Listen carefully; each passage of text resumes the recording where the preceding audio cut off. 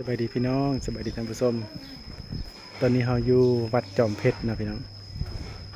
เรามาลินปักเสกก็เลยมาแวะวัดจอมเพชรมากราบไหว้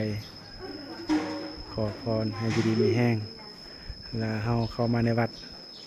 เลยลงมาเบิ่งช้างนะพี่น้องช้างนี่อยู่วัดจอมเพชรมี4 ตัวใหญ่นะพี่น้องช้าง4 ตัวตัวนี้จะเป็นช้างตัวปูนะ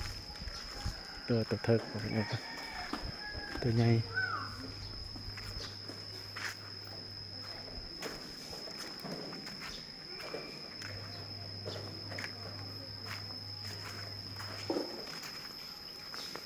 นี่ก็ตัวใหญ่อาหารน่าจะหลายสิเป็นต้นกล้วยนะพี่แล้วก็มะกล้วย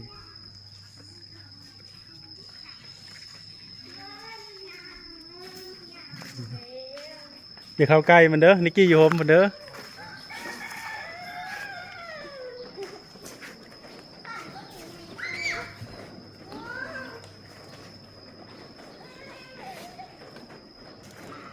ตัวนี้คือซีเมนต์ตัวใหญ่สุดนะมีงานำ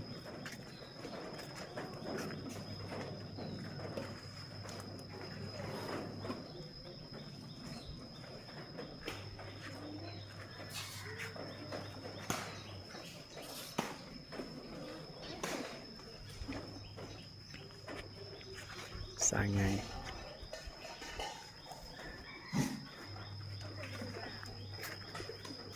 3 ตัวนี่บ่มีง่านะพี่น้อง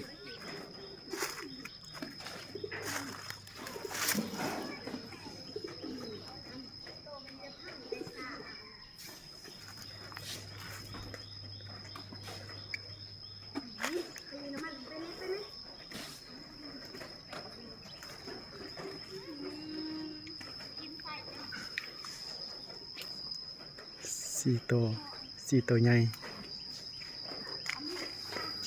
มีตัวผู้ตัวแม่บ่กล้าเข้าใกล้มัน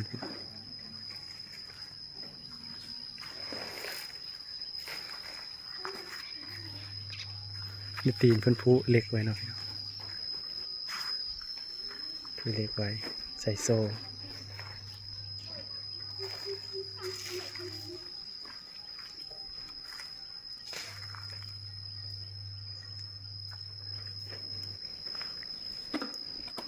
ตีหูเสียงดังตึ๊บเพ